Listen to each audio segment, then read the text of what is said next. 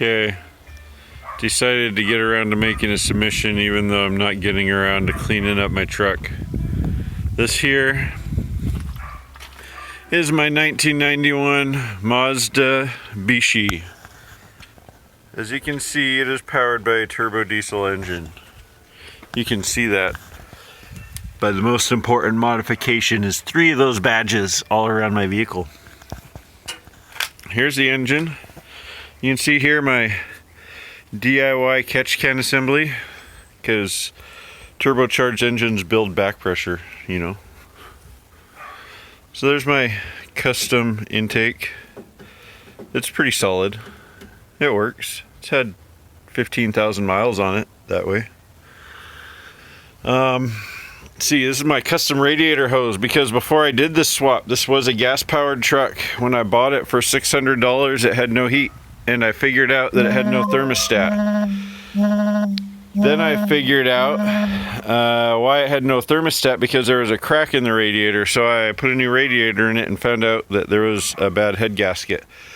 So I did a head gasket job. That was good for 400 miles. Then I decided I wanted diesel. So I yarded out the gas and got a Mitsubishi 4D55T engine out of a 1985 Dodge Ram 50 pickup. I bought this pickup for $600 in November of 2018. December of 2018, I bought a Dodge Ram 50 for $900.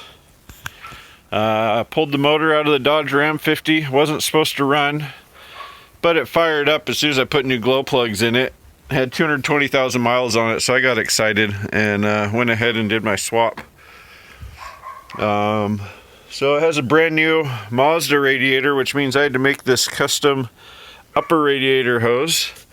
And my lower radiator one, you won't be able to see, but it is just as custom, because it goes here, down underneath the engine, and onto that side. So yeah, full custom hoses.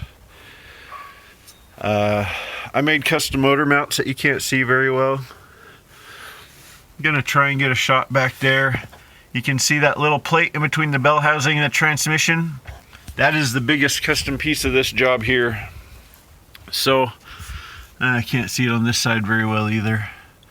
But basically in 1987 and 1988, Mazda used the Mitsubishi 2.6 gas engine, and the bell housings that they had were for that transmission, were for bolted to that engine. In 89, Mazda came out with their own 2.6, which had a different bolt pattern. So they've got a different bell housing for the transmission. Well, I found that out, so I ordered me up the bell housing, and I go and put it on my transmission, go to put my engine, and my input shaft is about 14 millimeters too long. So that plate, you can see that shiny plate before my bell housing, in between the bell housing and transmission. I cut that out of the bell housing of the G6 transmission, so it would have the nice machine side to seal up my transmission, and I would have the nice level bolt holes for the back side of my new bell housing to bolt up against, and that gave me about 14 millimeters of clearance. I put my engine in. We had to massage the oil pan, and everything was gravy, and then my alternator quit working. Actually, my alternator probably never quite worked that well.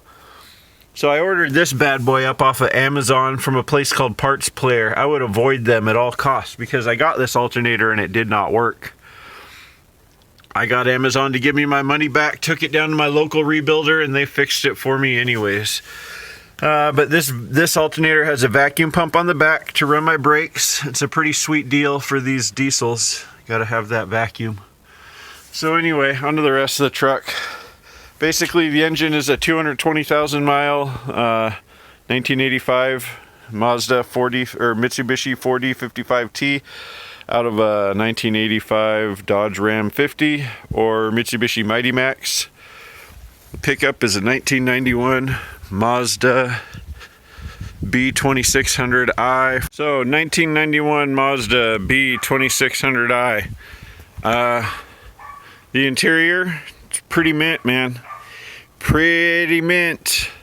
This is my work truck. So anyway, back to my story. After I built the truck, I decided I needed a work truck, and I needed to either sell my lovely 1985 diesel Jeep Cherokee, which is a stock Renault 2.1 turbo diesel, or I needed to sell this so I could buy a service truck. I didn't really want to sell my Jeep because I love it.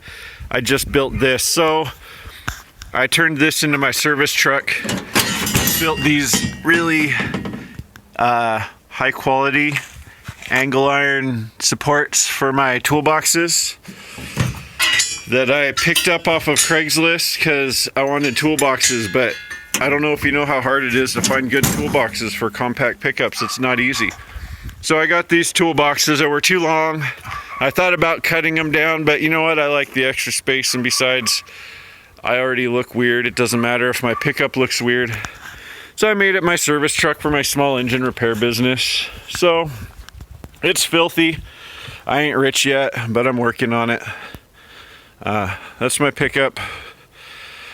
I work on lawnmowers in it, so you know, super glamorous. Lots of fun. But that's my diesel swap, and it's got a turbo. Someday it may get an intercooler. Who knows?